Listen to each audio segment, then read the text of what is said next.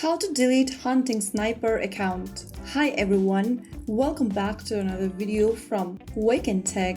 If you're planning Hunting Sniper and want to permanently delete your account, firstly, open up the Hunting Sniper app on your device. Once you're inside the home page, go ahead and tap on the menu icon at the top right corner. From the expanded pop-up, click Settings. Inside the Settings menu, click on the Manage option from the top right next to Secured Account, and then you'll see this Delete Account button at the bottom. Click on it, and then remember that deleting your account is permanent action and it will result in the loss of progress and purchases made. Be careful when making the decision. If you're sure you'd like to delete the account, then you can tap on Delete.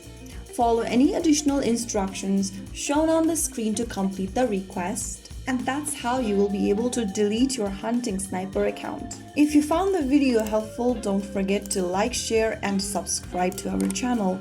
I will see you again in the next video. Thank you for watching.